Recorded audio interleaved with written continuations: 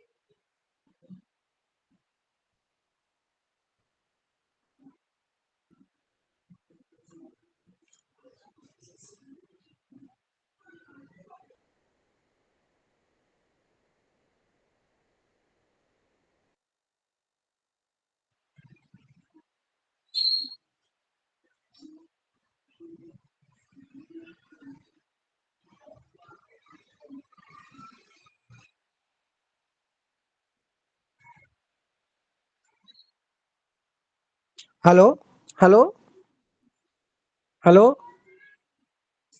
Good evening to all. Are you listening or not? Good evening, sir. Okay. So welcome to MEG-5 literary criticism and theory and block 8. That's the last block. So end up today's the entire that's from the very beginning till late. Today the last. So topic is that is contemporary theory. Contemporary theory. So it has as earlier discussing with you. So to come in touch with or to be in touch with some important points at first to make you click uh, crystal clear. Then after we will touch to some important main points, long questions or long points. So at first we have to know understand what do you mean by contemporary?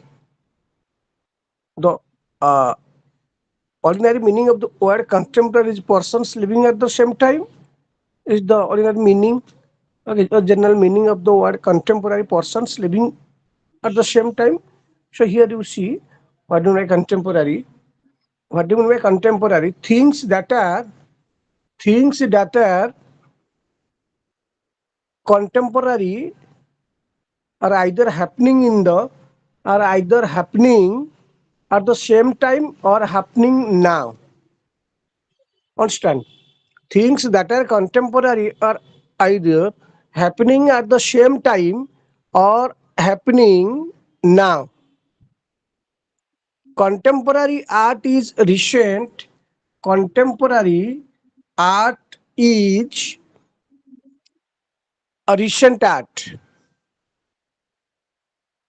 In history class, if you hear that one famous person was a contemporary of another, that means they lived at the same time. So contemporaries are people and things from the same time period. So again, will I repeat it again for your clear cut understanding? Hello, will I repeat it? Yes, sir. Okay. So things that are that's the ordinary meaning of the word contemporary is persons living at the same time. That's the dictionary meaning. Okay, but actually here in this context, listen, things that are contemporary are either happening at the same time or happening now. Happening now. Contemporary art is recent art.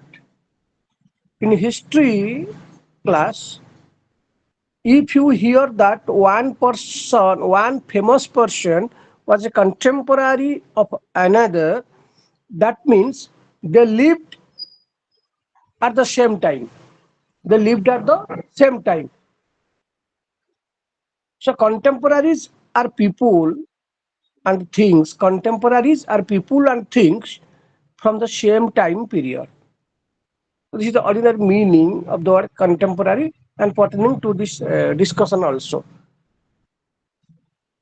So contemporary literary theory, the contemporary present discussion, ongoing discussion, contemporary literary theory is not a single thing, but a collection of theoretical approaches which are marked by a number of premises. Although not all of the theoretical approaches share or agree on all of them.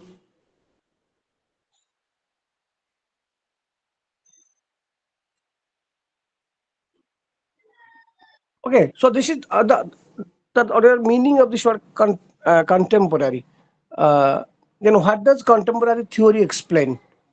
What does contemporary theory explain?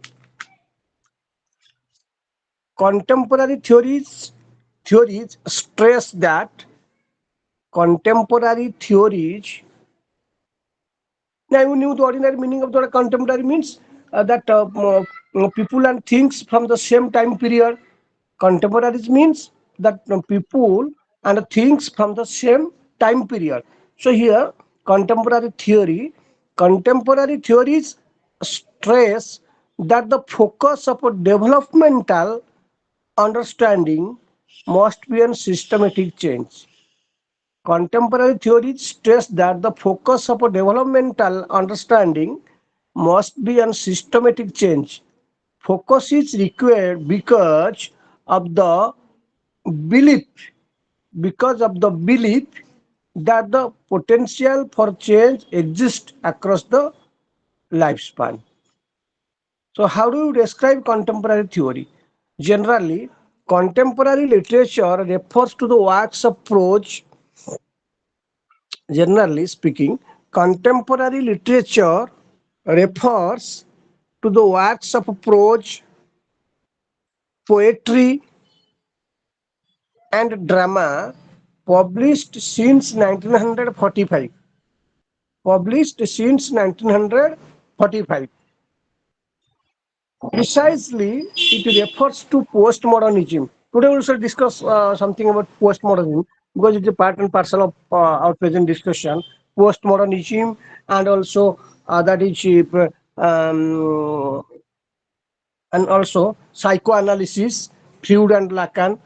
Okay, the most important two psychologists. Okay, so psychoanalysts also we have to know some lines about them, Freud and Lacan, and postmodernism, uh, and many more about that. So generally, contemporary literature refers to the works of prose, poetry, and drama published since 1945. Precisely, Precisely, it refers to postmodernism. Today also now to discuss this latter. Postmodernism and what is come and what it's came afterward contemporary literature reflects and what came afterward contemporary literature reflects social and political viewpoints.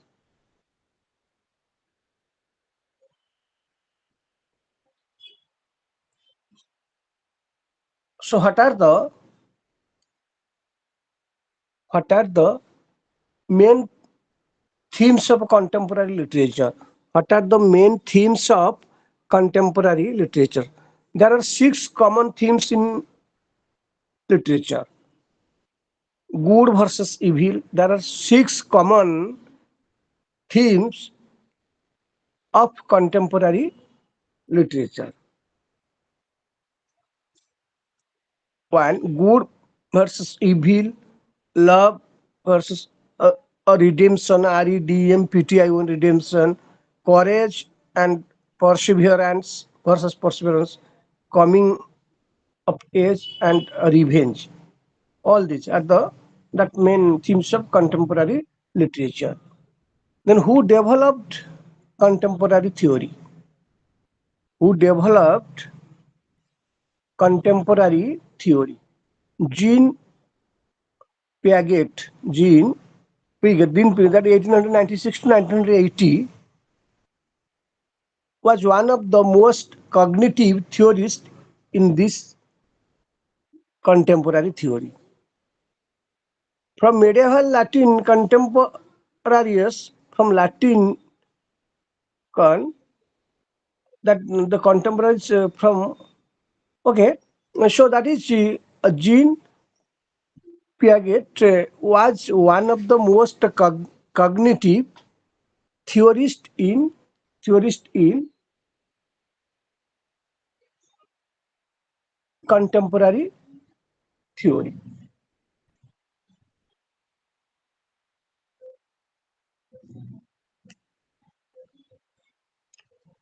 Contemporary mean, as earlier I told, existing or occurring at the same time. So contemporary is likely to apply to people. Contemporary is likely to apply to people and what relates to them. Contempor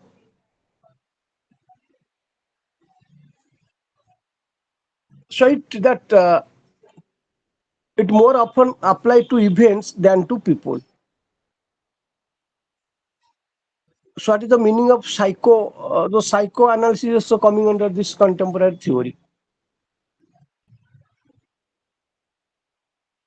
So contemporary theory is a group of modern literary criticism approaches.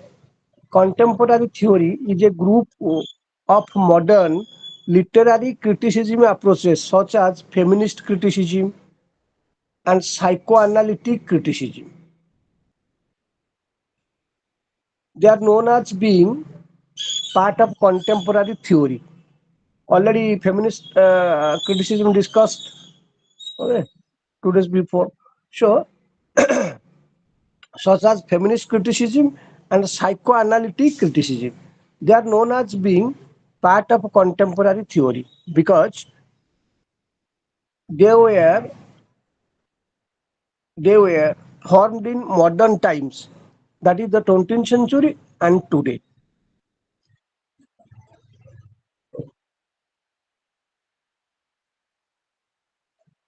Literary theory offers varying approaches.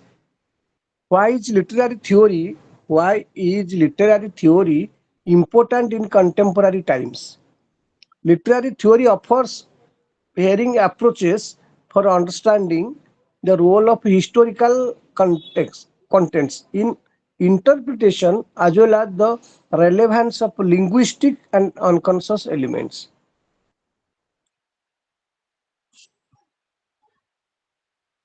A literary theory is a body of logically derived.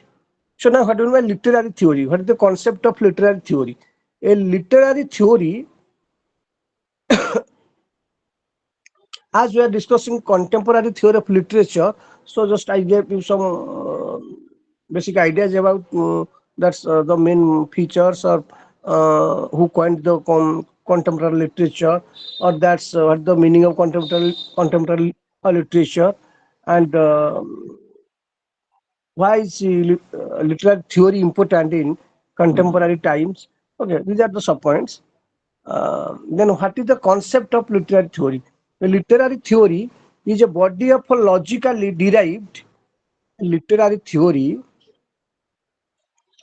is a body of logically derived and not easily refutable. Refutable means able to prove false, able to prove false or wrong by argument or evidence. So, a literary theory is a body of logically derived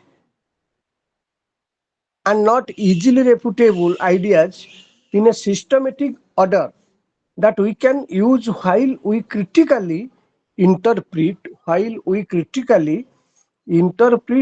a literary text. The definition leads to understand the act called literary criticism and the person called a literary critic.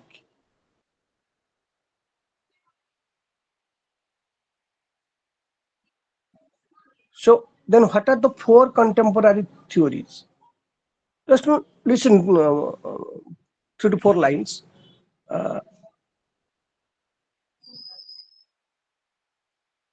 That is, what are the four contemporary theories? So four contemporary theories are, or four of these theories are explained in this section: the expectancy theory, the equity theory, the goal setting theory, and the reinforcement theory. So these are the four theories that we see in contemporary uh, literature.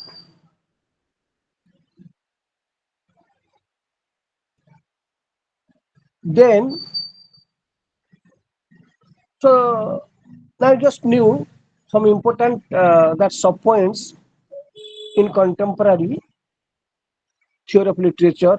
Okay, what is the main concept of and what the meaning of concept, then what the meaning of theory, and then why is literary theory important in contemporary times? Then what is the concept of literary theory, and what are the four contemporary theories? Everything, though not in detail, but in nutshell, in 4 to 5 lines. So now, uh,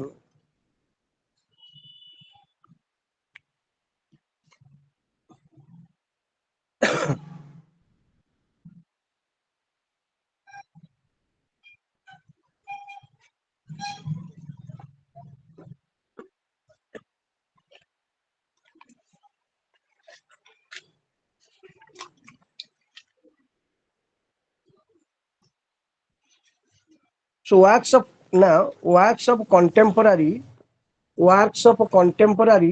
literature reflect a society's social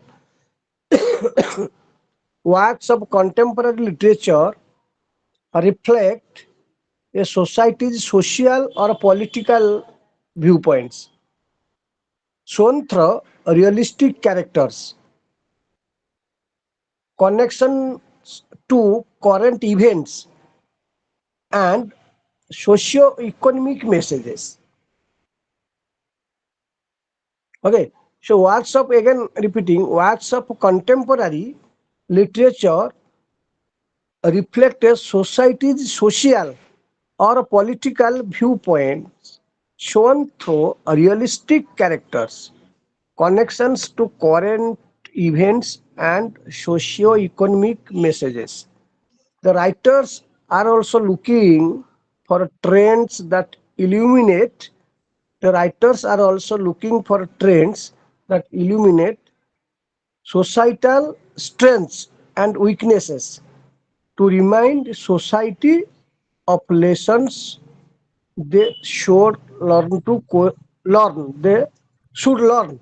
They should learn, and questions they should ask. So when we think of contemporary literature, or when we talk of contemporary literature, we cannot simply look at a few themes or settings. Since society changes over time, so do the content and messages of this writing. So with the passage of time, everything is changing with the passage of time. So since society changes over time, from time to time, so do the content and messages of this writing. When we talk about when we talk about contemporary literature, when we talk about contemporary literature,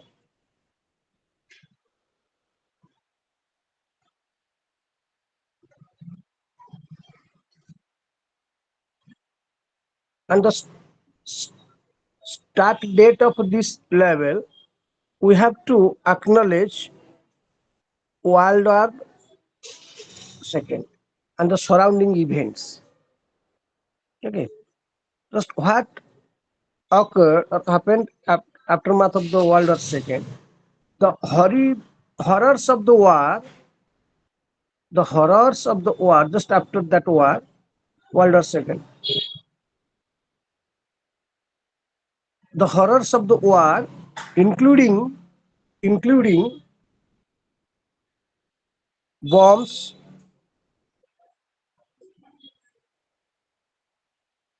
because now just discuss or we are just discussing the at the very beginning of the contemporary literature. So what actually had happened during that period? So the horrors of the war, including bombs, ground wars, genocide, genocide,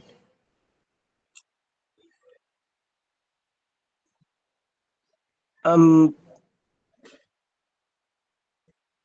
and corruption are the pathways to this type of literature. Okay, because it's just or it was written just after World War II. So we witness these occurrences or accomplishments just after that war. So what happened? What type of that precarious scene that we witnessed? That including bombs, the horribles of the war, including bombs, ground wars, genocide. Genocide means the deliberate killing of a large number of people. Genocide means the deliberate killing of a large number of people from a particular nation or ethnic group with the aim of destroying their nations or group. That is called racial killing. Massacre. Its meaning is massacre or racial killing, genocide. Okay. So during that period, so a lot of people are being killed because of some important reasons. So that is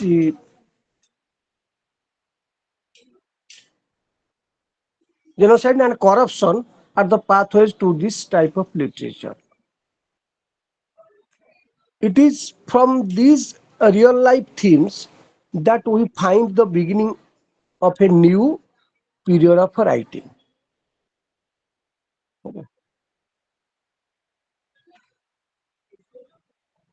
Contemporary writing style time period is a factor.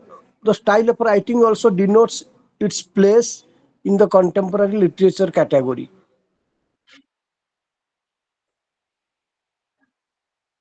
Typically, this style of writing feels more real by nature, using regional diction and slang to capture the emotional themes behind the stories.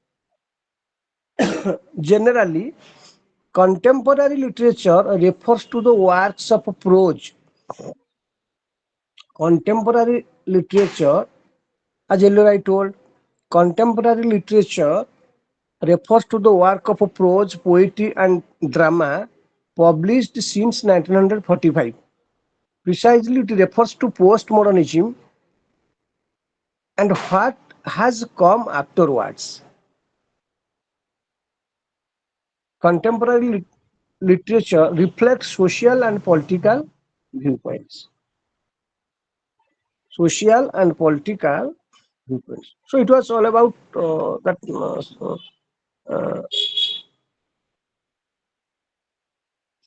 view, all about that's contemporary theories, some basic points or fundamental points, key points. Then now we have to discuss its other points, main points. That is postmodernism. So you just now knew some basic issues in contemporary theory, the basic points. What do you mean by contemporary theory? Who coined this, and what are the main features? And that is who developed contemporary theory? What is the origin, or how do you describe contemporary? Everything, many such points that you just now knew. So now to know postmodernism. Postmodernism. Postmodernism means a late 20th century style and concept in the art architecture and criticism, which represents a departure from modernism. Postmodernism means it refers to the departure of from modernism, departure from modernism, a late 20th century style and concept.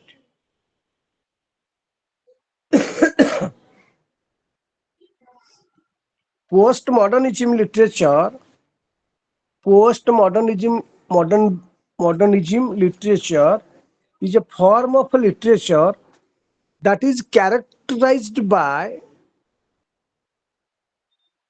the nature that is characterized by the use of metafiction. Metafiction means fiction in which the author self-consciously alludes to the artificiality or literariness of a work by parodying means producing humorously by parodying or departing from novelistic convention and traditional narrative technique. A parodying means that is produce a humorously exaggerated imitation of a writer. Exaggeration means more than the required or should not be accepted. That is to satirize, parodying to satirize. Okay. So that is postmodern literature is a form of literature that is characterized by the use of metafiction, unreliable narration means who is not reliable, not trustworthy, unreliable narration, self-reflexivity. Self-reflexivity means is a literary device through which a piece of writing draws attention to its manner of composition. Unreliable narration means on means this is the feature or these are the features of postmodernism. These are the features of postmodernism. As earlier I told, postmodern means that departure from modernism. That is the departure from modernism. So these are the features. That is, it is characterized by metafiction. Metafiction means fiction in which the author that self-consciously alludes to the artificiality. Okay. Then unreliable narration. Unreliable narration means a narration or a narrator that is not trustworthy, whose rendition or that offerings of events or presentation of events must be taken with a grain of salt. Means that is not trustworthy, unreliable narration.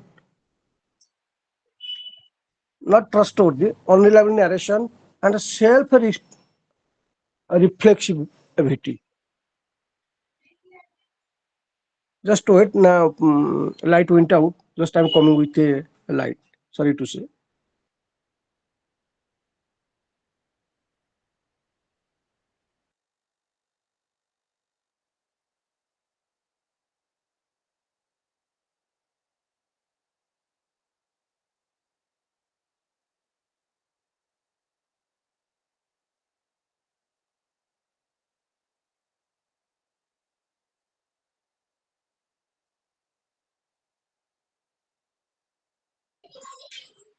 Okay, light came now.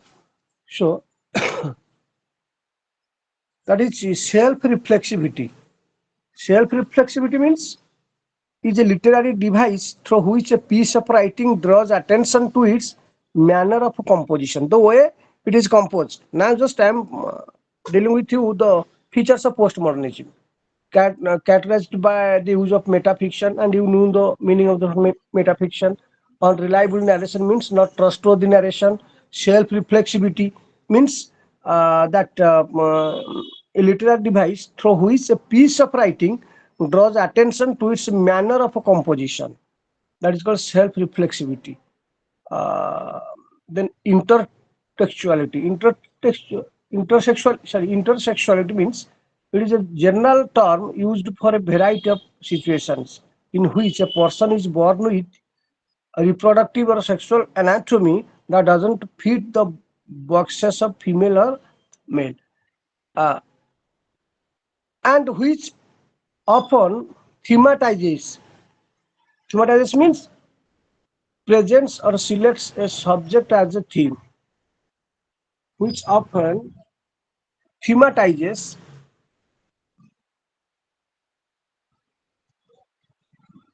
present or select a subject as a theme, which often thematizes both historical and political issues.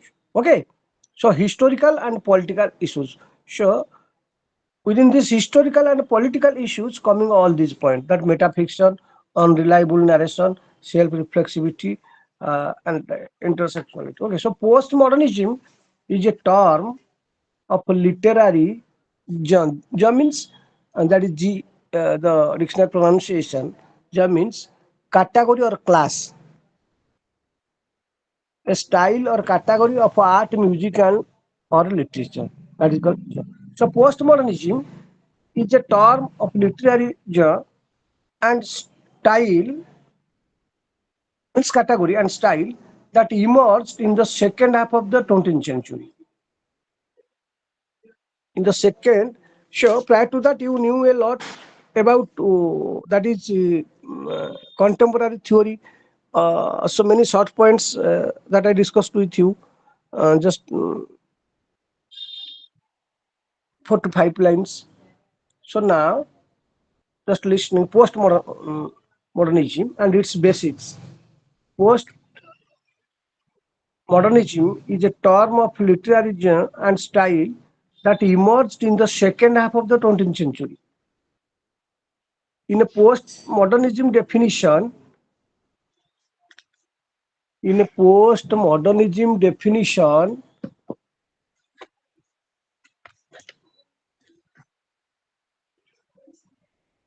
in a postmodernism definition, takes on new qualities and characteristics.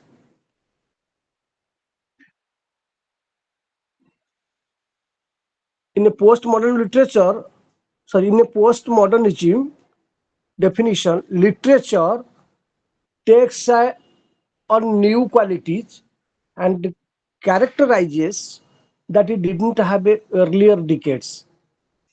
Postmodernist writers, postmodernist writers sought to undermine established literary conventions as a way to explore their own intense feelings or feelings surroundings the major events that had occurred in the world during their lifetimes. So postmodern means what just happened occurred after the World War II. That just I discuss everything, the bombs and ground.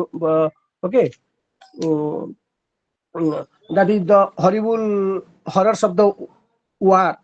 You just experience. What are the that's consequences? Sorry, uh, evidences. The horrors of the war, that including bombs, ground wars, genocide, and corruption, everything are the pathways to this type of literature. So that is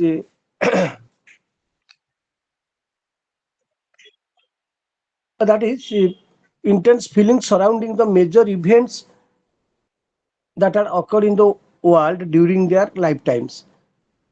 Postmodernism literature indicates a departure from earlier genres, a departure from earlier genres means style, earlier style, I mean style or period or category or class. Earlier genre means earlier category or earlier style or earlier class. Attempted postmodernist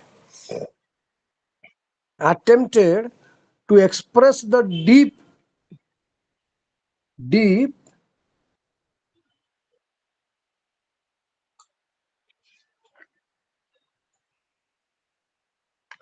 deep paranoia. And paranoia means that is unjustified suspicion and mistrust of other people or their actions. unjustified suspicion or mistrust.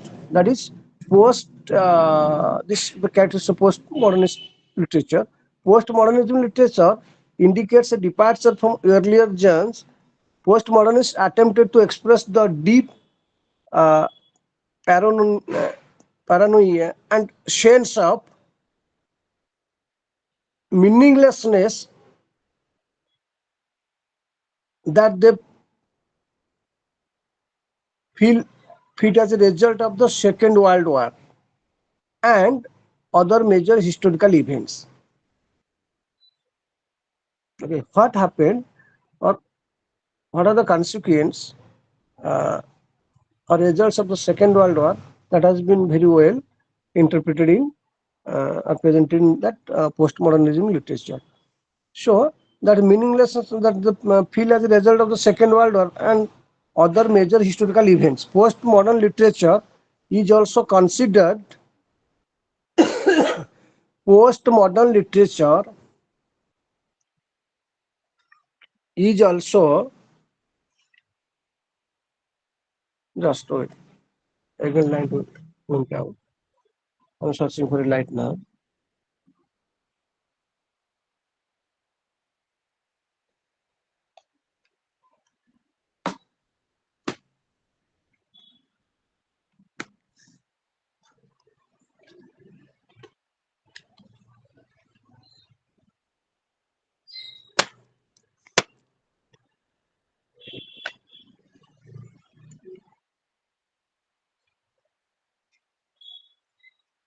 So light is playing hide and seek game. Well, so that is postmodern literature is also considered an important exploration of the human psyche and a creative and unusual form of artistic expressions.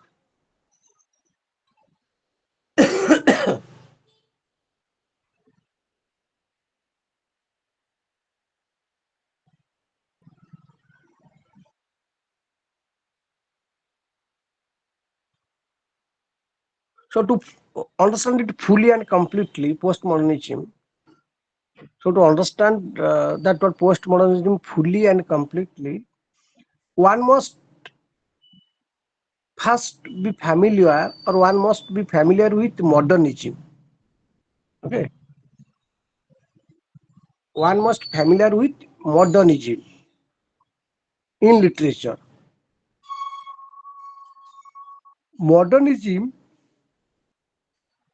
modernism was a literary and artistic movement that developed in the early decades of the 20th century and had especially influential after the First World War. Okay, so it was influential. Uh, it was existing after the First World War. Modernists were dealing with a rapidly changing and industrializing society. Okay, so their work was to focus on rapidly changing and industrializing society that seemed to lack many of the stable and predictable elements that had once existed. Okay, so before World War II, what had happened that they never bothered about that. Rather, they saw or gave a new experience or added something new, uh, dealing with rapidly changing and industrializing a society. They never saw the past, rather gave in to the present uh, happenings.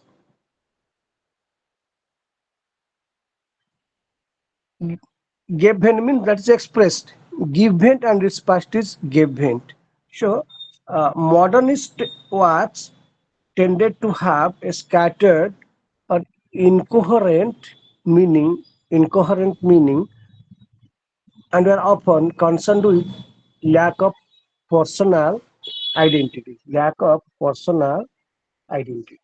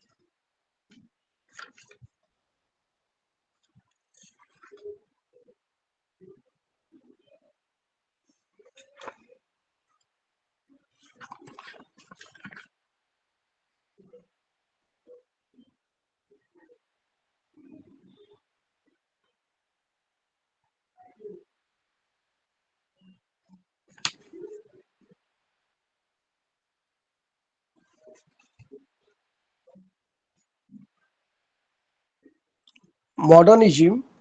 Now I'm just telling you the modernism. So that is modernism also has skepticism. Modernism,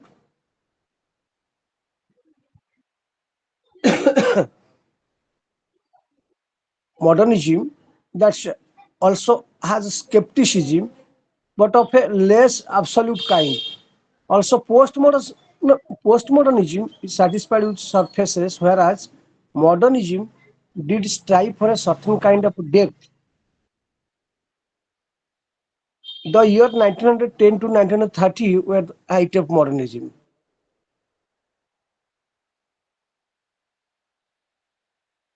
Postmodernism's fascination is with popular art forms and its mood is less elegiac than that of modernism.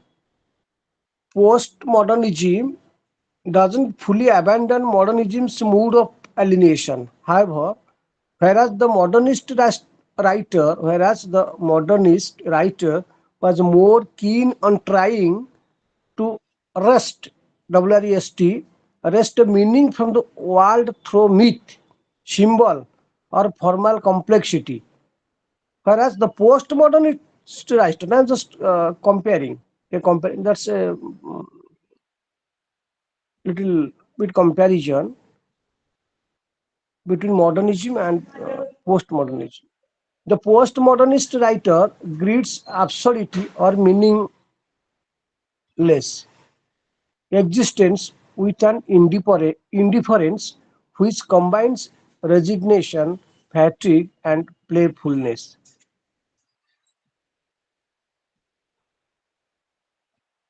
As earlier I told that modernist in the self-reflexibility and intersexuality and other things that we come across in postmodernism. So the majority of postmodernist narratives exhibit strong self-reflexivity, which means that they frequently refute their own presumptions, assumptions, and modes of storytelling.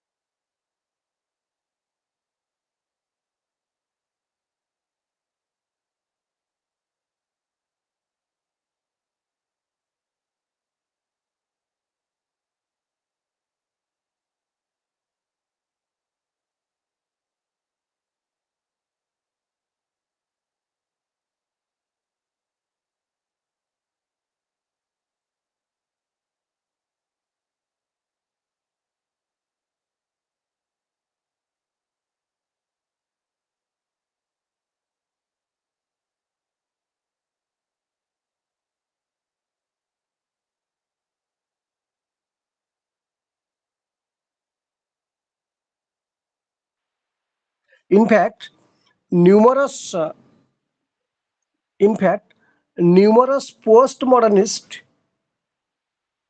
In fact, numerous postmodernists hold that the confused quest for logical and mechanical learning, the confused quest for logical and mechanical learning prompted the improvement of innovations for modeling on a gigantic scale in World War II. As earlier I told, okay. So what happened, the aftermath of the World War II, that are given a shape in the postmodern literature. Some venture of such an extreme as to state that science and innovation and even reason and rational are innately ruinous and abusive in light of the fact that they have been utilized by shrewdness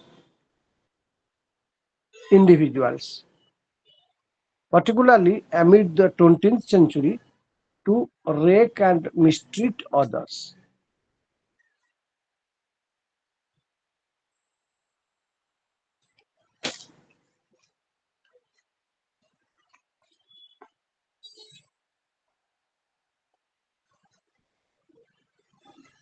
As you know that postmodernism means departure from modernism.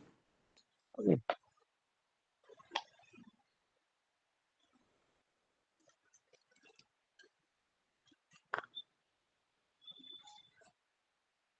Postmodernism,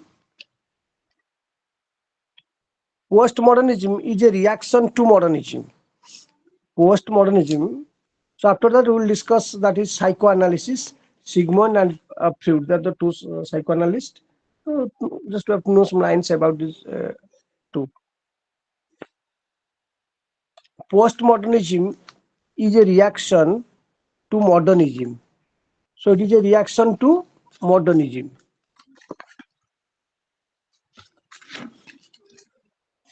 It corrects problems from the past. It corrects problems from the past, but also overreacts to those problems. Understand? Some important lines about postmodernism. So it's a reaction to modernism. It corrects problems from the past, but also overreacts to those problems, leading to an exaggeration. Leading to an exaggeration. Means what's not required. So the chief strengths, CSIF chief, so the chief strengths of a postmodernism are in what it corrects, and its chief weaknesses are in what it overcorrects. Do you get me? The most important lines. Okay. Again repeating, it's important. Postmodernism is a reaction to modernism. It corrects problems from the past. So what were we witnessing in the past show that the odds and oddities or lacunas, everything that the postmodernists take note of and just add something new if required. So that is, it corrects problems from the past, but also overreacts to those problems. What's not required, that is exaggeration. Overreaction means exaggeration. So to those problems, leading to an exaggeration.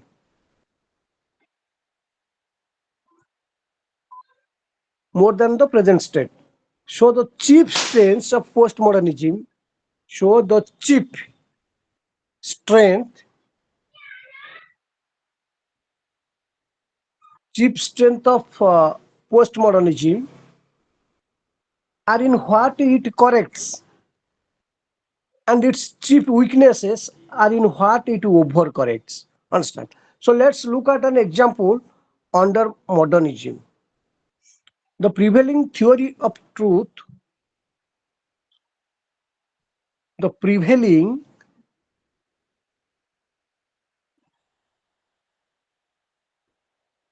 let's look at an example under modernism. The prevailing theory of truth was known as the correspondence theory of truth. That is, something was felt to be true in so much as of correspondence to objective reality found in the world.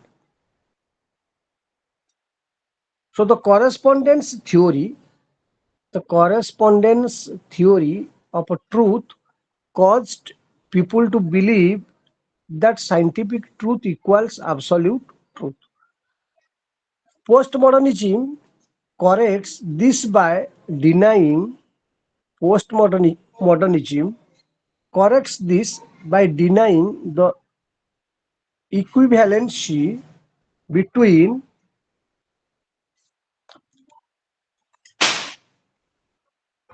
between scientific truth and absolute truth.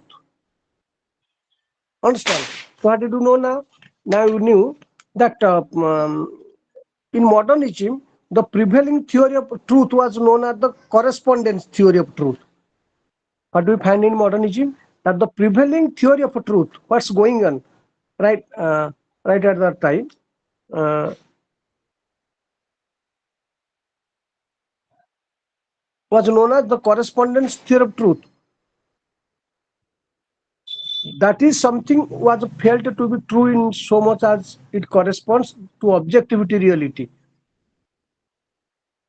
found in the world. The correspondence theory of truth caused people to believe that scientific truth equals absolute truth. Understand? So scientific truth equals absolute truth. Postmodernism corrects this by denying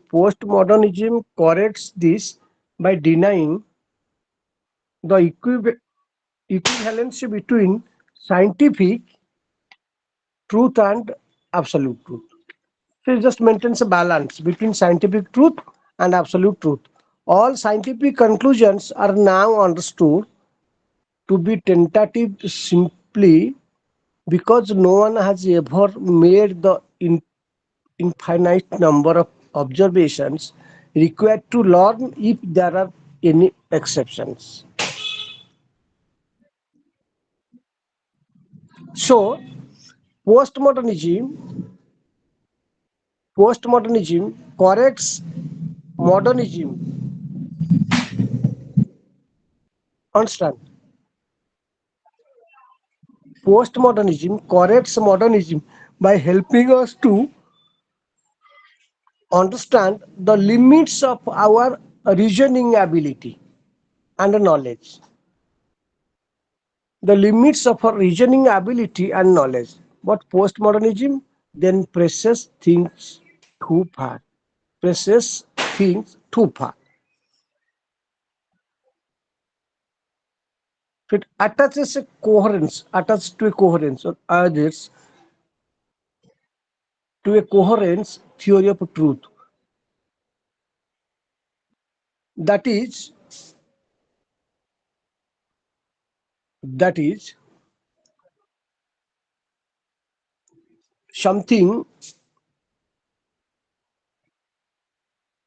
that is something uh, is true for us. That is something is true for us only in so much as of coheres with our other perceptions about the world. But this new theory of truth makes but this new theory of truth makes science to be just a collection of independent research traditions, each having its own perspective, each having its own perspectives and language games. But if taken to the extreme, this can lead to the absurd.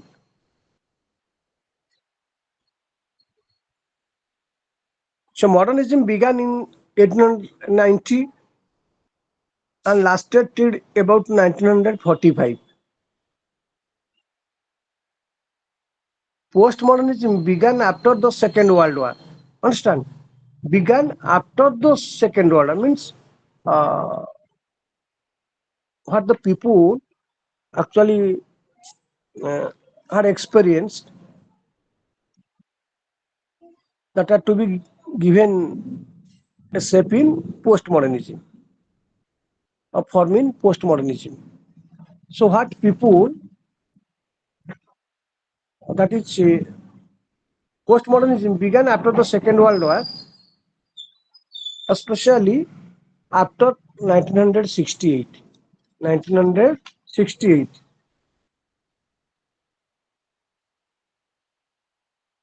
Modernism was based on using rational logical means to gain knowledge,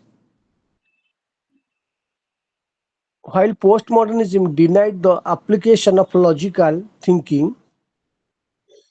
Rather, the thinking during the postmodern era was based on scientific, irrational thought processes as a reaction to logical thinking.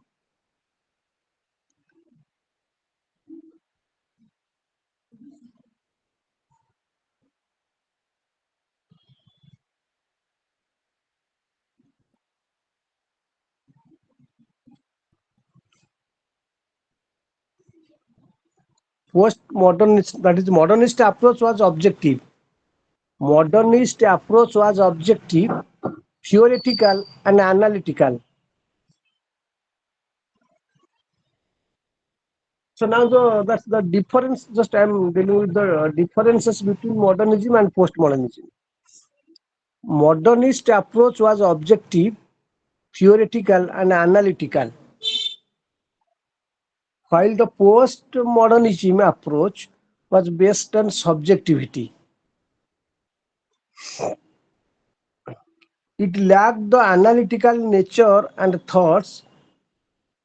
It lacked the analytical nature, and thoughts were rhetorical and completely based on belief.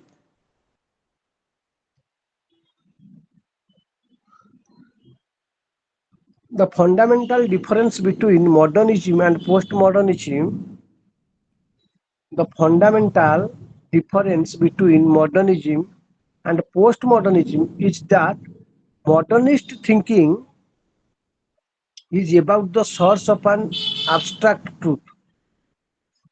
Modernism, modernist thinking is about the search of an abstract truth of life, while postmodernism thinkers, while postmodernist thinkers believe that there is no universal truth, abstract or otherwise, abstract, abstract or otherwise. Just wait 2 to 3 minutes. Again, I'm coming.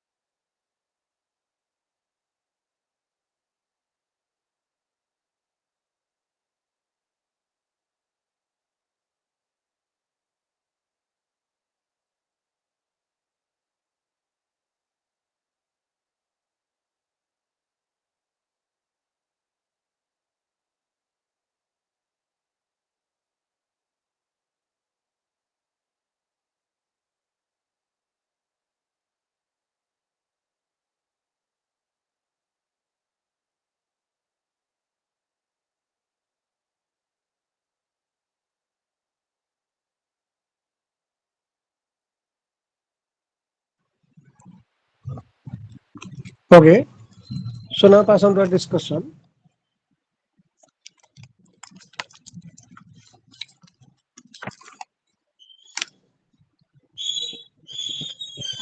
Modernism, just some few lines about modernism and postmodernism. Then after we have to switch out to another new discussion, that is psychoanalysis. Modernism attempts to construct a coherent worldview. Modernist attempts to construct a coherent worldview, whereas postmodernism attempts to remove the difference between high and low. Understand? Modernism attempts to construct a coherent worldview, whereas postmodernism attempts to remove the difference between high and low. Modernist thinking asserts that mankind progresses. Modernist thinking asserts that mankind progresses by using science and reason. Mankind progresses by using science and reason, while postmodernist thinking believes that progress is only way to justify the European domination in culture.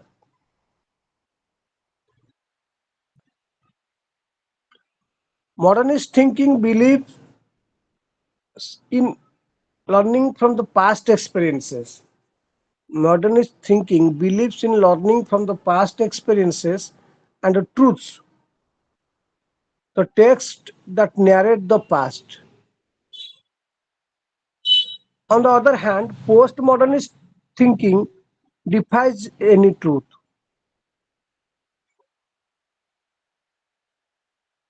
Postmodernist thinking defies any truth. In the text narrating the past and any truth in the text narrating the past and the renders is of no use in the present times. Okay, so means postmodernists never believe in the truth that is written in the text, but modernists believe in that text that narrate the past. Modernist historians, modernist historians have a faith in depth. They believe in going deep into the subject to fully analyze it. Modernism considers the original works as authentic. Modernism considers the original works as authentic, while postmodernist thinkers base their views on hyperreality. They get highly influenced by things. They get highly influenced by things propagated through media.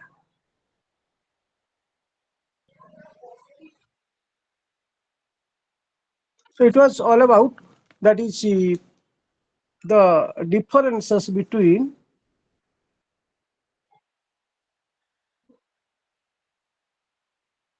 modernism and postmodernism.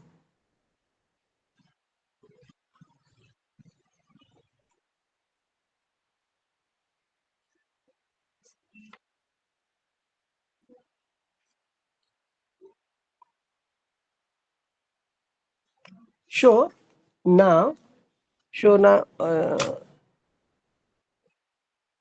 discuss about that is psychoanalysis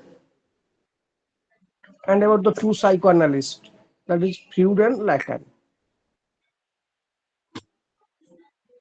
So now just you listen. What is the meaning of psychoanalysis? What is the meaning of psychoanalysis?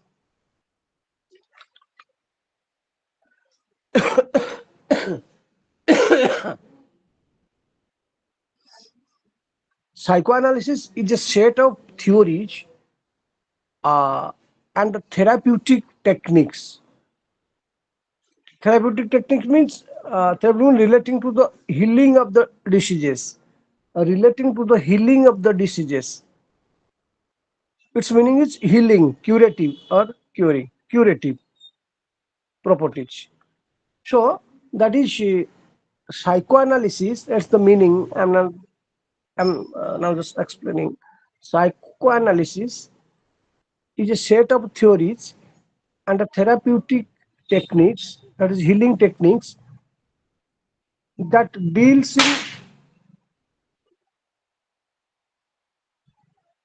in the past with the unconscious in which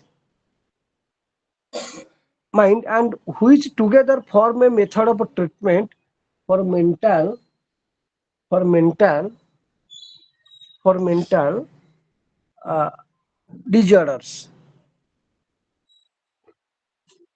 The discipline was established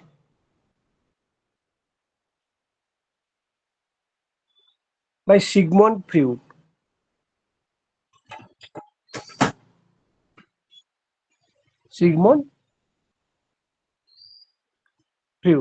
Okay, again repeating. Uh, Meaning of psychoanalysis. Psychoanalysis is a set of theories and therapeutic techniques that deal in uh, part with the unconscious mind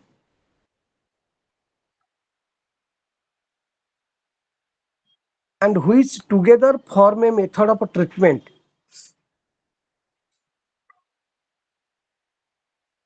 for mental disorders. Those who are mentally imbalanced, so that treatment is meant for them. The discipline was established by Sigmund Freud. That discipline was established, came into being by Sigmund Freud. So, who is the father of psychoanalysis? Sigmund Freud is the father of psychoanalysis, born in 1856 and died in 1939. Father of psychoanalysis, because it was established by him.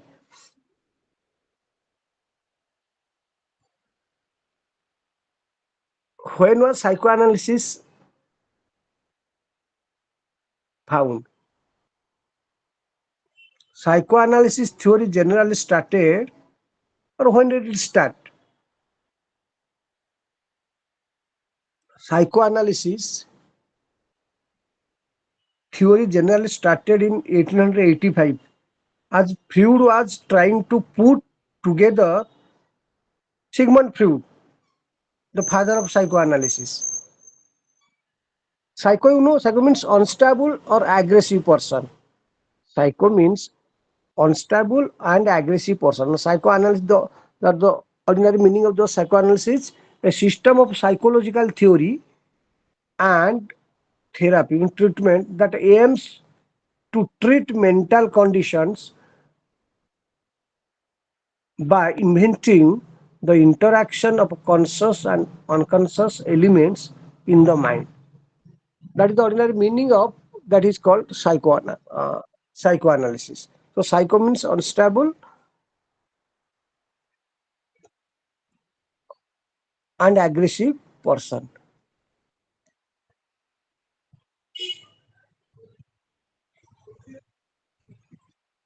The psychoanalysis theory generally started in 1885 as Freud was trying to put together a method for patients who experienced neurosis. Neurosis means that is conscious and unconscious elements in the mind, who experience conscious and unconscious elements in the mind. The theory may have existed, the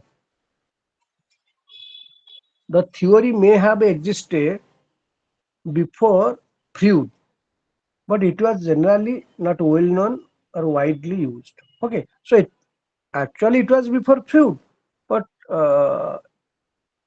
nobody tried to bring it to the limelight. Okay, so he's the first man who brought it uh, to the limelight. So the theory was may have existed before Freud, but it was generally not well known or widely used. So, what is Freud's theory of psychoanalysis?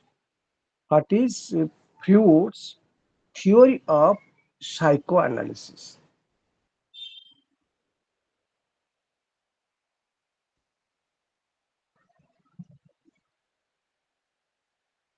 Freud believed that Freud believed that the mind is responsible for both conscious and unconscious decision. Means, according to Freud, the mind is responsible for both conscious and unconscious decision that it makes on the basis of psychological drives.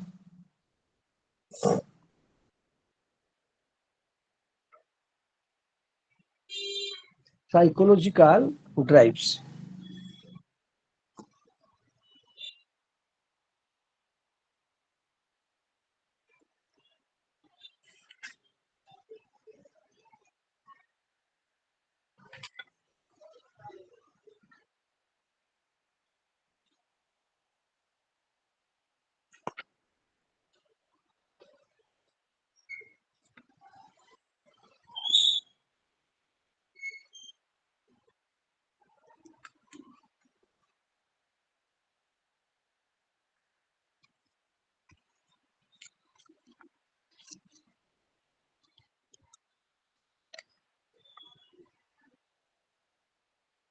That is, Freud believed that the mind is responsible for both conscious and unconscious decision that it makes on the basis of psychological drive. That is the ID ego. ID means that is the part of the mind in which innate instinctive impulses and primary processes are manifest.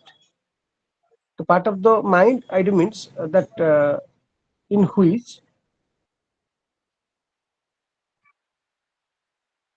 innate instinctive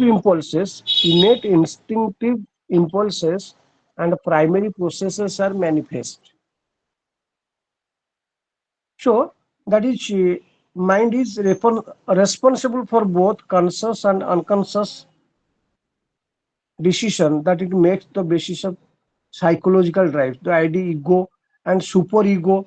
Ego, superego means the part of a person's mind that act as a self-critical conscience, reflecting social standards learned from parents and teachers. Superego.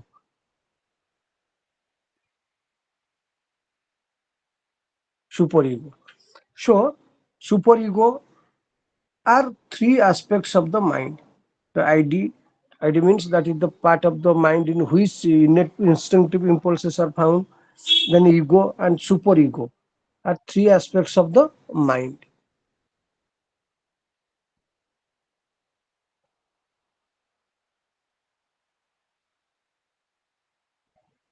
So it's a method of explaining and treating mental emotional disorders.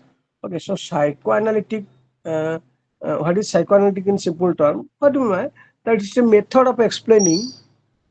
It's a method of explaining and teaching and treating. It's a method of explaining and treating mental emotional disorders.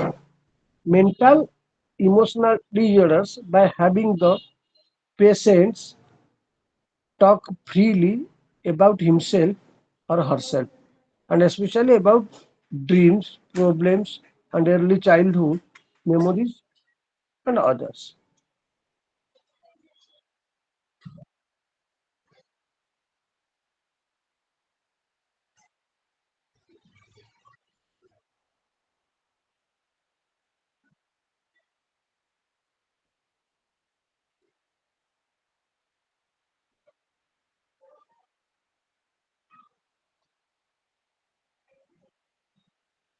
Okay. So now you knew some lines about that is psychoanalysis. The okay. So what was who founded psychoanalysis theory? That is Sigmund Freud, and what the meaning of psychoanalysis, everything in short. So now we have to discuss that the theories propounded by which two persons, Sigmund and Freud and Lacan.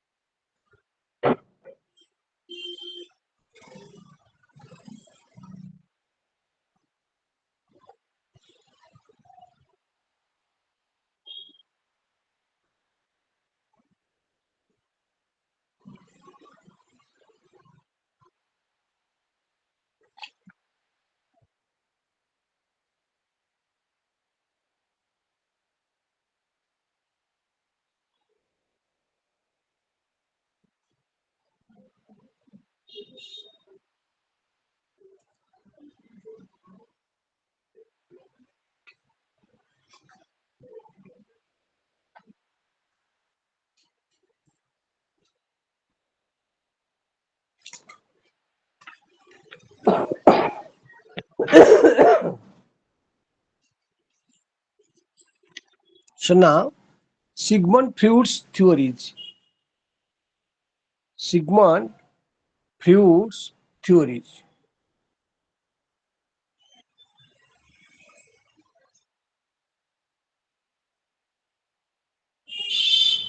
Freud's theories Freud's theories were enormously influential but subject to considerable criticism. Freud's theories were enormously influential but subject to considerable criticism both now and during his life. However, his ideas have become interwoven into the fabric of our culture, with terms such as Freudian sleep, repression, and denial appearing regularly in everyday language. So Freud's theories include one is unconscious mind, then personality, life and death instinct, psychosexual development, then mechanisms of defense. We'll discuss one by one. At first, unconscious mind. This is one of the most enduring ideas, which is that the mind is a reservoir of thoughts. The mind is a reservoir of thoughts, memories, and emotions that lie outside the awareness of the conscious mind.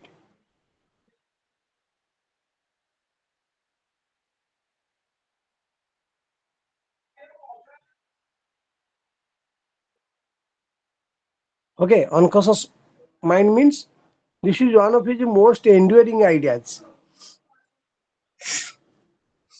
which is that the mind is a reservoir of thoughts, memories, and emotions that lie outside the awareness of the conscious mind.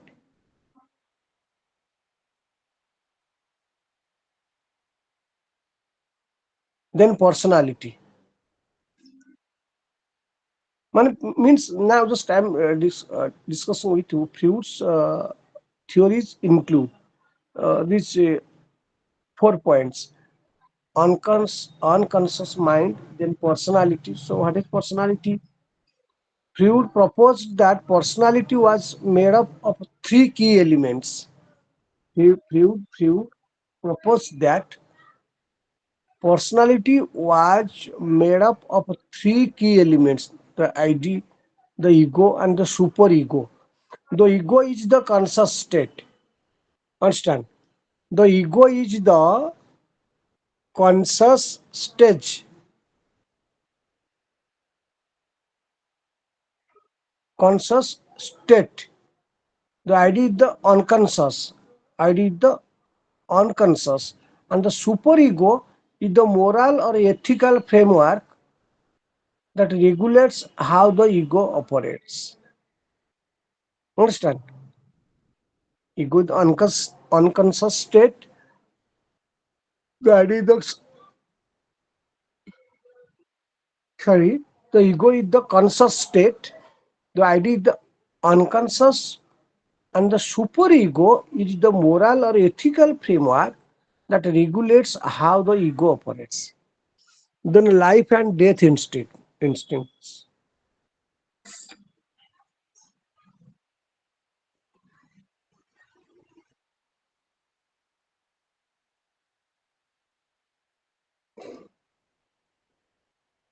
Then life and death instincts. Freud claimed that two classes of instincts. Freud claimed that two classes of instincts, life and death, dictated human behavior. Life instincts, life instincts include sexual procreation, survival, and pleasure. Death instincts include aggression, self-harm, and destruction. Life instincts include sexual procreation, survival, and pleasure. Death instincts include aggression, self-harm, and destruction. Then psychosexual development. So now we discuss, or we are discussing Freud's theories and some key points of Freud's theories. What do we find or come across in Freud's theories? First one is that is unconscious mind.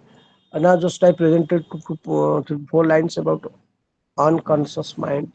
Then personality, also 45 lines about personality. Then life and death instinct. He would claim that two classes of instincts, life and death, dictated human behavior. Life instincts include sexual procreation, survival and pleasure. Death instincts include aggression, self-harm, and destruction. Then psychosexual development. Freud's theory of psychosexual development posits that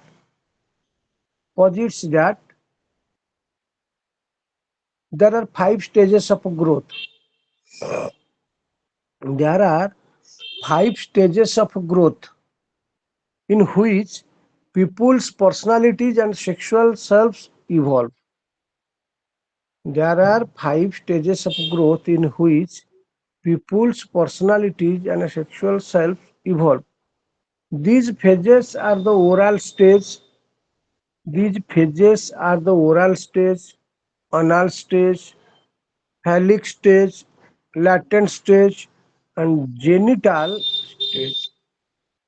Okay, again repeating, psychosexual development, that is a key point of psychoanalysis, Freud's theories, psychoanalysis theory. Freud's theory of psychosexual,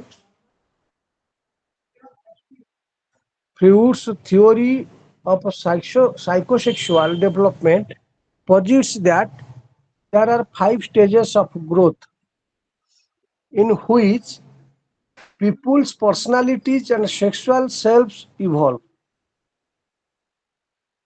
These phases are the oral stage, anal stage,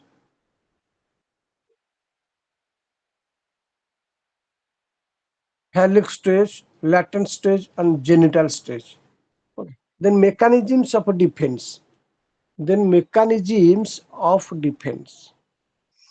Freud suggested that people use defense mechanisms to avoid anxiety. These mechanisms include displacement, repression, sublimation, and regression.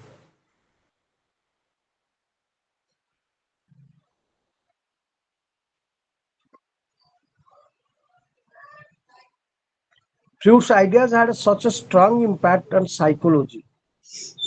Freud's ideas had such a strong impact on psychology that an entire school of thought emerged from his work, psychoanalysis. Psychoanalysis has had a lasting impact. So it has had a lasting impact on both the study of psychology and the practice of psychotherapy. Study of psychology and the practice of psychotherapy.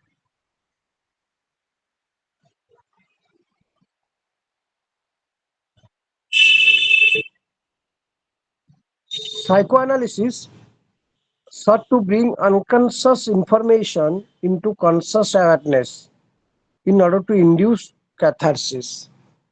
Catharsis is an emotional release that may bring about relief from psychological distress. Catharsis is an emotional release that may bring about relief from psychological distress. So researchers researchers have found that researchers have found that psychoanalysis can be an effective treatment. Psychoanalysis is an effective treatment for a number of mental health conditions.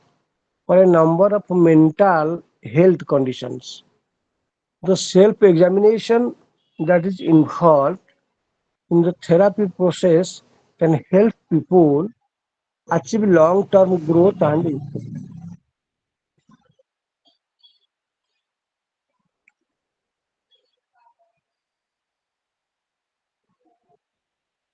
Understand? It was about that Sigmund Freud.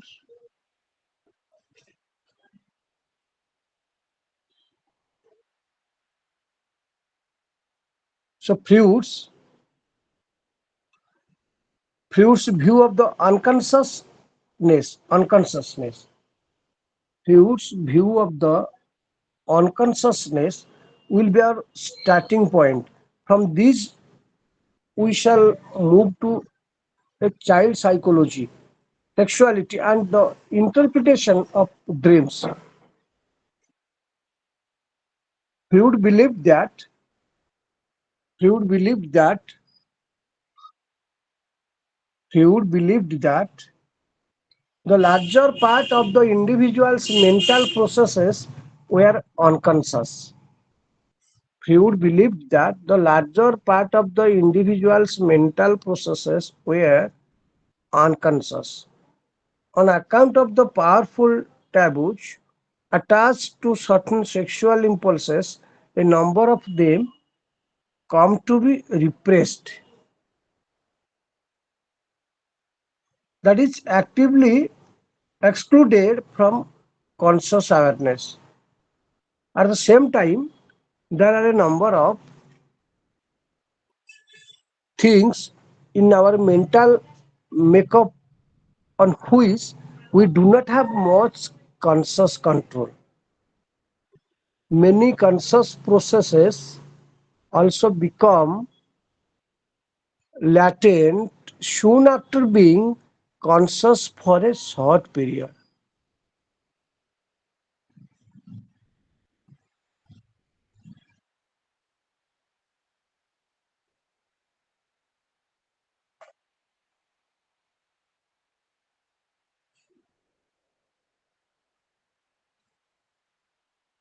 Psychoanalysis as therapy means it's one type of treatment. Psychoanalysis as therapy, as is also referred to as a kind of taking cure. Taking cure. Freud came upon a method of analysis in which patients would say whatever came to their mind, regardless of how seemingly meaningless it was. So, understand? So, Freud came upon a method of analysis, thought a method of analysis in which patients would say whatever came to their mind, regardless of how seemingly meaningless it was. Freud's special interest, Freud's special interest was in patients with neurotic symptoms, which printed to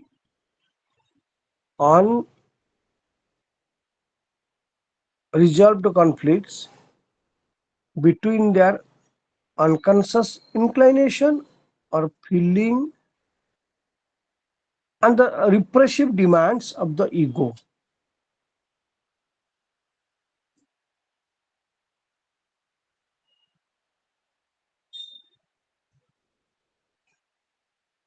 So, child psychology and sexuality are among important aspects of Freud's thoughts.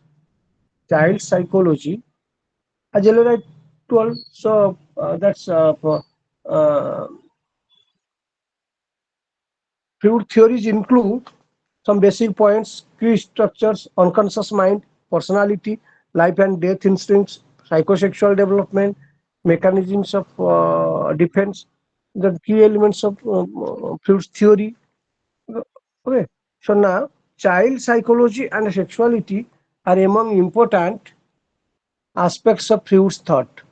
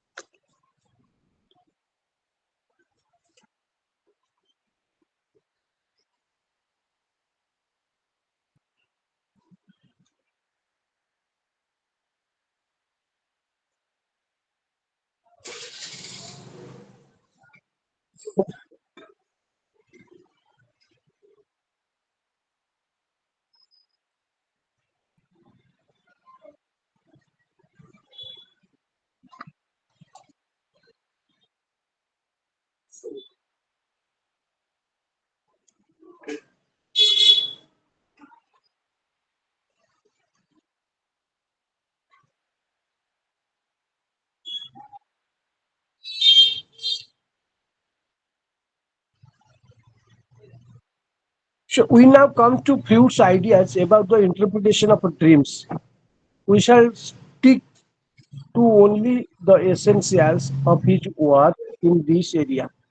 A dream is seen by Freud as a disguised fulfillment. A dream is seen by Freud as a disguised fulfillment of a suppressed or repressed wish. In that sense, it comes to be a kind of compromise between the demands of impulses and intensity of the various repressing forces.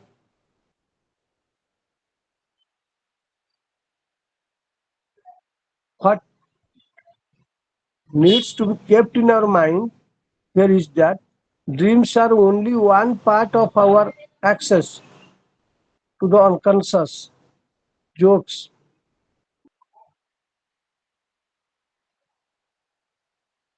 misreadings, failures of memory, and unaccountable slips of the tongue all belong to some category.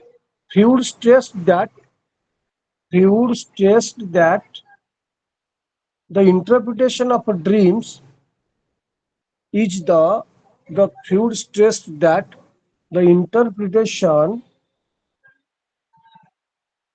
of dreams is the conscious activity of the mind. In that sense, dream is only an extended study of the conscious and at the same time an argument for the unconscious.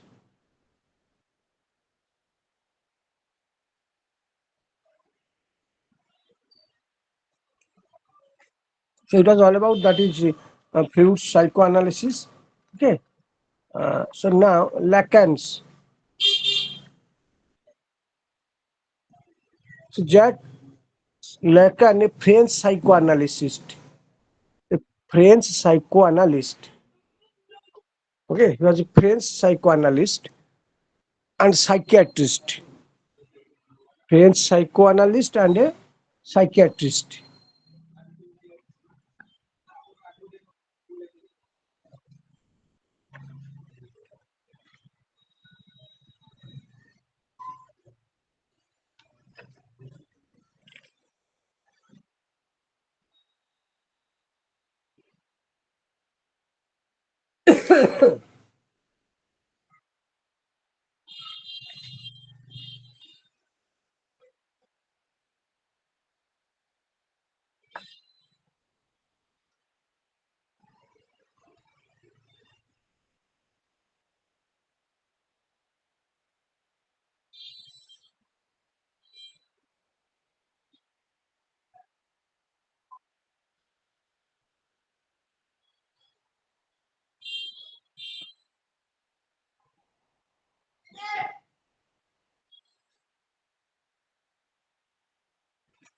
So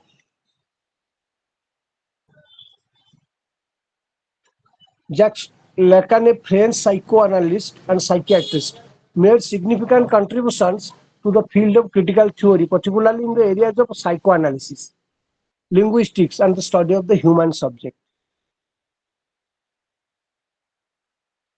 So one of Lacan's main contribution to critical theory is his reinterpretation of the work of Sigmund Freud. He developed a new approach to psychoanalysis. Who? Lacan. Lacan developed a new approach to psychoanalysis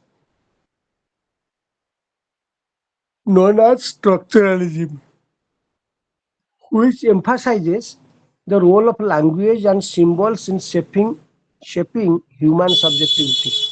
He argued that the human subject is formed through language and that the unconscious is structured like a language.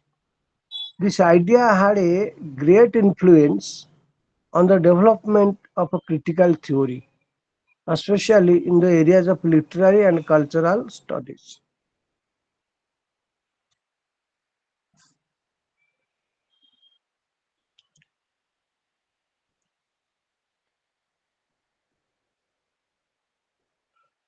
Lacan also developed the concept of the mirror stage. Okay,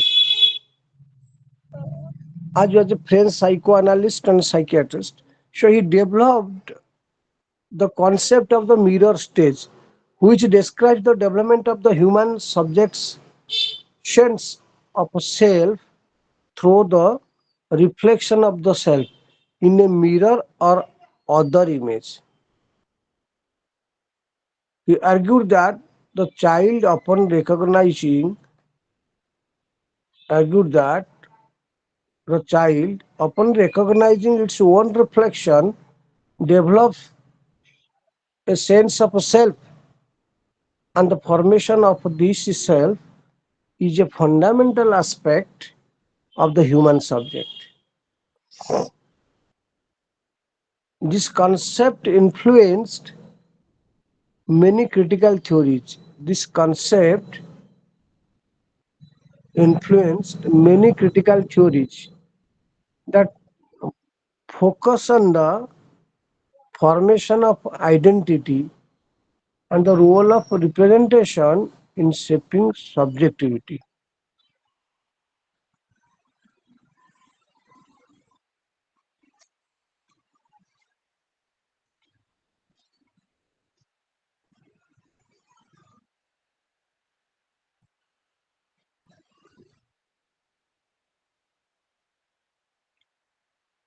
Jacques Lacan, a French psychoanalyst and psychiatrist, developed several key ideas in psychoanalysis that have had a significant impact on the field. Some of the main ideas include, okay, so Lacan in its theory just wrote that several key ideas or presented several in his psychoanalysis uh, wrote several key ideas or developed several key ideas in psychoanalysis. And one is some main ideas include structuralism.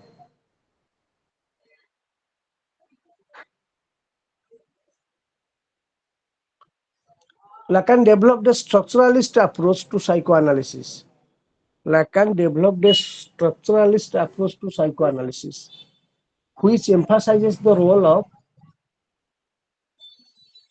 language and symbols in shaping human subjectivity, which emphasizes the role of language and symbols that we give stress or think of in language objectivity. He argued that the unconscious is structured like a language.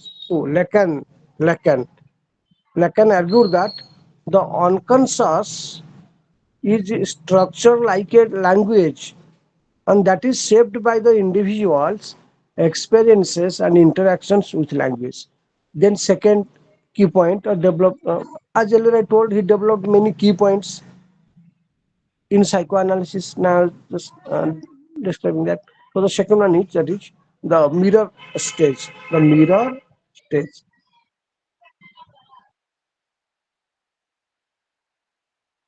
mirror stage.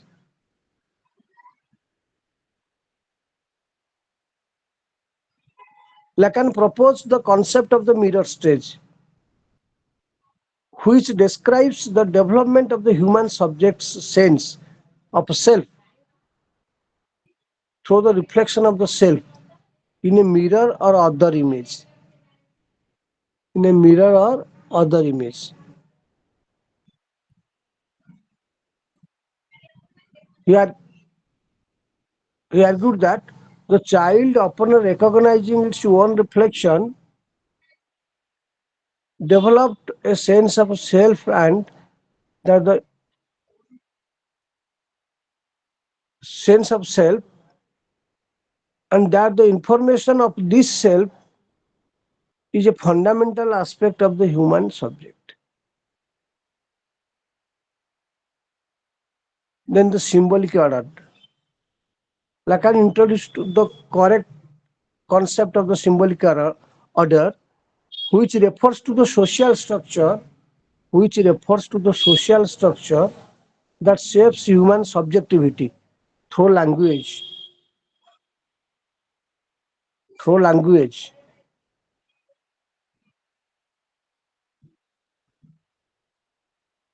and culture.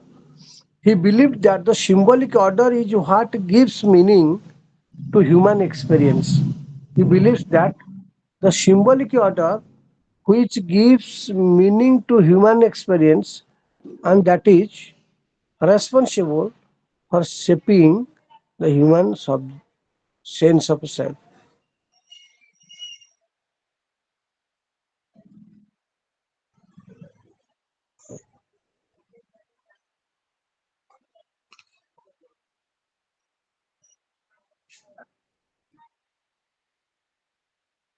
Then the symbolic, uh, the imaginary, the real, and the symbolic. So it has several key points, key ideas. At first, the structuralism, the mirror stage, then symbolic order, then the imaginary, the real, and the symbolic. Lacan proposed three registers of human experience. Lacan proposed three registers of human experience: the imaginary, the real, and the symbolic. The imaginary, the real, and the symbolic. Each one each one interconnected and together shape the human subject's experience. The imaginary is the realm of images, perceptions, and representations.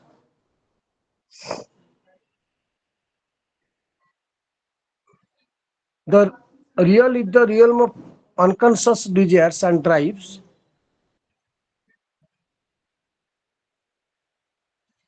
The realm is the real is the realm of unconscious desires and drives, and the symbolic is the realm of social relations, language, and culture.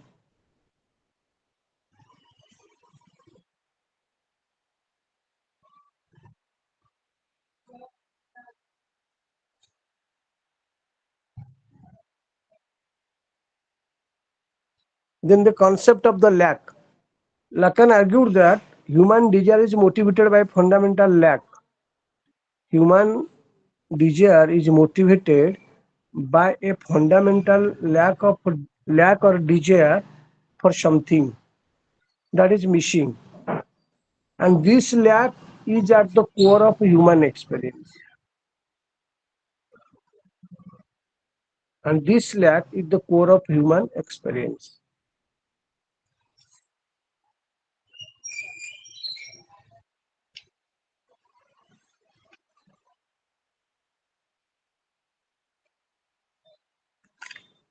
So now,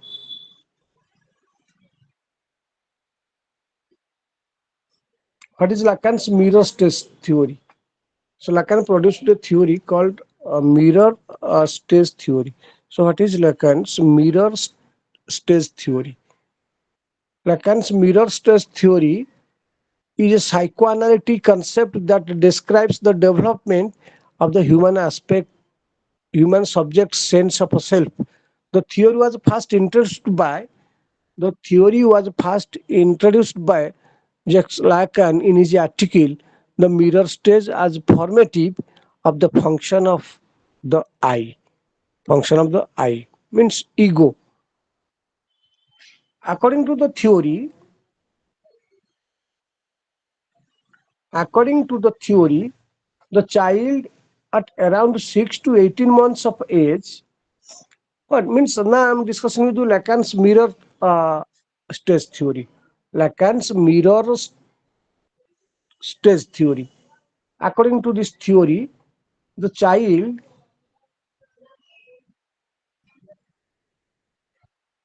at around 6 to 18 months of age recognizes itself in a mirror or other reflective surface. Mirror or other reflective surface. This recognition of the self in the mirror is the mirror stage.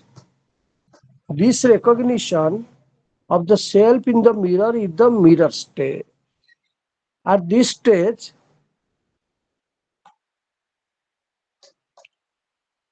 the child recognizes that the image in the mirror is a representation of itself. That the image in the mirror is a representation of itself, but it also recognizes that the image is separate from itself. This recognition creates a sense of alienation and a sense of separation between the self and the image.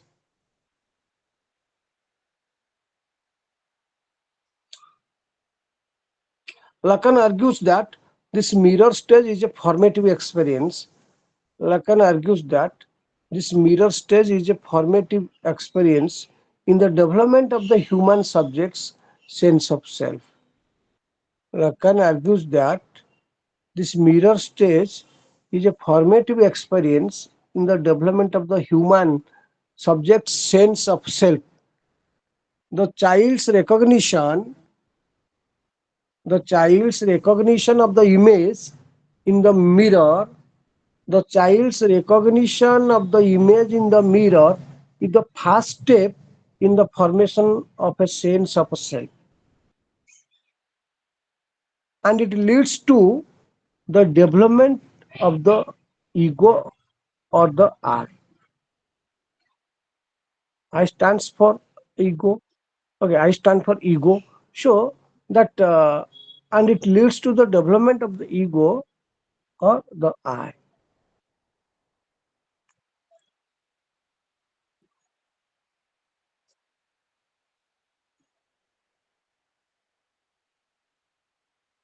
So the child's recognition of the image in the mirror also leads to the development of the concept of the other, which refers to the other person, society or culture that serves as a source of meaning and identity for the individual. The child recognizes, now I'm just dealing with Lacan's mirror stage theory. Understand? Lacan's mirror stage theory. So now it's going to be completed now. So the child recognizes that the image in the mirror is separate from itself and that it exists in relation to others. Lacan's mirror stage, the concluding lines, uh, Lacan's mirror stage theory has been influential in several fields of studies, particularly in psychoanalysis, but also in fields such as philosophy, sociology, and literary and cultural studies. It has been used to explore. It has been used to explore the development of the self. It has been used to explore the development of the self, the formation of identity, the role of representation in shaping subjectivity, and the relationship between the self and the other.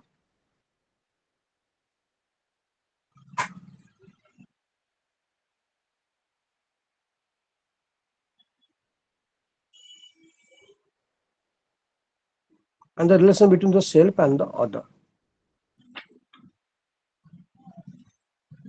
Okay, sure. This is all about the discussion of that psychoanalysis theory by Sigmund Freud and Lacan. It's, now just we're going to wind up the entire sessions taking 8 blocks. That's from 1 to 8. Okay. Uh, so if any problem arises, then you may ask me, and I will give you everything to. Okay. I'll try my best to provide you everything as far as possible. Okay. So we completed that 8 blocks. That's from block 1 to block 8. Today the last session. So if you have any doubts regarding the entire discussions, so you may ask me later on, and we will exchange your thoughts and views everything through WhatsApp. Okay. Sir, Okay. please Thank share you. all the reading material. Okay. So I'll share with you everything. Okay. That's what Sir, some how will required. you share? You have not shared your number yet. So my number you may note down now. 93377 93377. So note down my number now. Yes, sir.